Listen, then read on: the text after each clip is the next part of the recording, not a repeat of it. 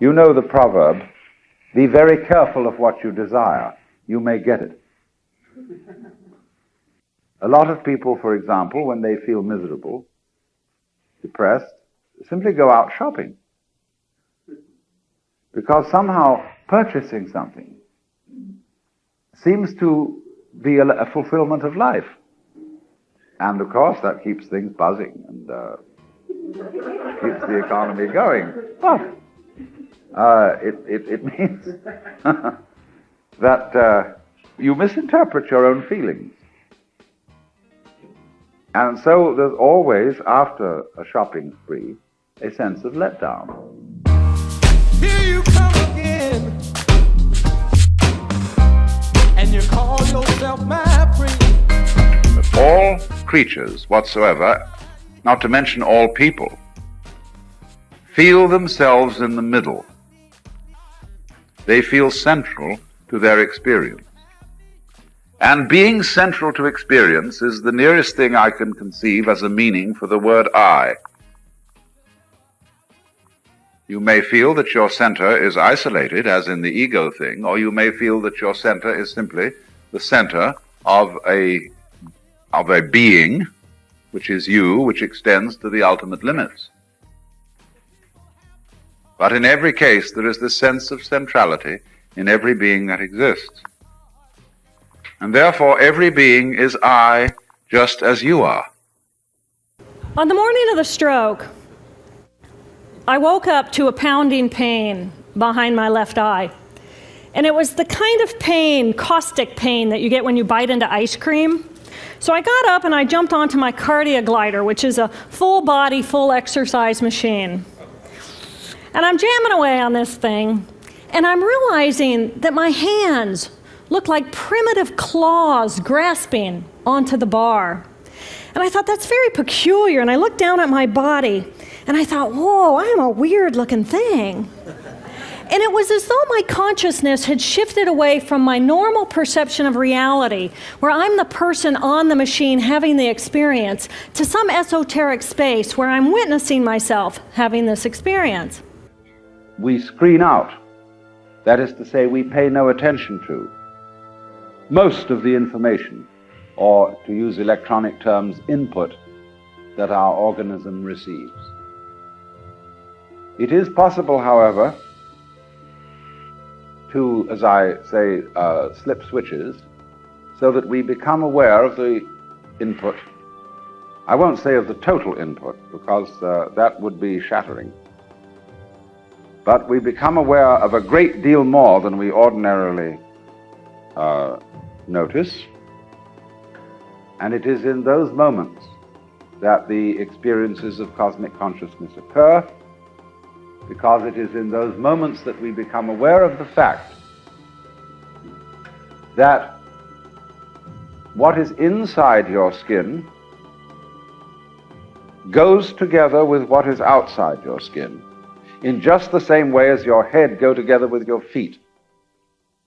And I'm standing in my bathroom getting ready to step into the shower, and I could actually hear the dialogue inside of my body. I heard a little voice saying, okay, you muscles, you got to contract, and you muscles, you relax. And then I lost my balance, and I'm propped up against the wall.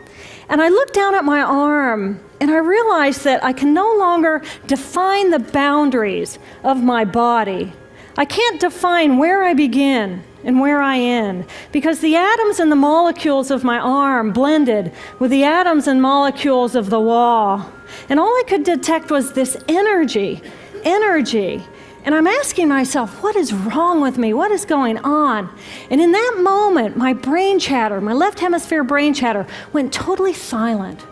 Just like someone took a remote control and pushed the mute button. Total silence. And at first I was shocked to find myself inside of a silent mind. But then I was immediately captivated by the magnificence of the energy around me. And because I could no longer identify the boundaries of my body, I felt enormous and expansive. I felt at one with all the energy that was, and it was beautiful there. Imagine what it would be like to be totally disconnected from your brain chatter that connects you to the external world.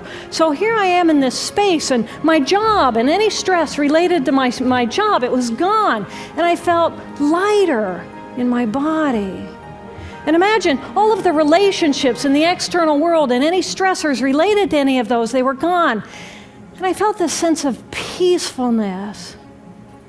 And imagine what it would feel like to lose 37 years of emotional baggage. Oh, I felt euphoria. Euphoria. It is a way of dividing up the world so as to be able to discuss it with each other and so to control our environment. But don't be deceived by noticing and notation. The world in which we live is not really divided.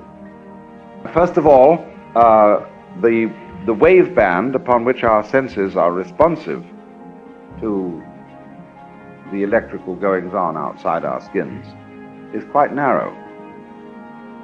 And if we had a wider range of sensitivity, let's imagine that we had some additional sense organs that were as different from the 5 that we have as sight is different from hearing. Then we should be aware of all kinds of connections and phenomena that we don't see in the ordinary way. But even without the addition of extra senses of that kind, it is possible to increase human awareness so that we can see all kinds of things that we ordinarily ignore. And a little while later, I'm riding in an ambulance from one hospital across Boston to Mass General Hospital, and I curl up into a little fetal ball. And just like a balloon, with the last bit of air just right out of the balloon, I just felt my energy lift, and I felt my spirit surrender. When I woke later that afternoon, I was shocked to discover that I was still alive. And my mind was now suspended between 2 very opposite planes of reality. Stimulation coming in through my sensory systems felt like pure pain. Light burned my brain like wildfire, and sounds were so loud and chaotic that I could not pick a voice out from the background noise, and I just wanted to escape because I could not identify the position of my body in space. I felt enormous and expansive, like a genie just liberated from her bottle. And my spirit soared free like a great whale gliding through a sea of silent euphoria. Nirvana. I found nirvana. And I remember thinking there's no way I would ever be able to squeeze the enormousness of myself back inside this tiny little body. But then I realized, but I'm still alive. I'm still alive, and I have found nirvana. And if I have found nirvana and I'm still alive, then everyone who is alive can find nirvana. And I pictured a world filled with beautiful, peaceful, compassionate, loving people who knew that they could come to this space at any time, and that they could purposely choose to step to the right of their left hemispheres and find this peace. And then I realized what a tremendous gift this experience could be. What a stroke of insight this could be to how we live our lives. And it motivated me to recover. So when you follow your ego to the limit, you get stuck. You see? You find you're suddenly paralyzed in your effort to play against the world. But you realize that the reason for this is that in fighting the world, you're fighting yourself. It's just stalemate. So by following your ego to its most intense point, you reach stalemate. And at that point you see, after all, I wasn't a separate ego.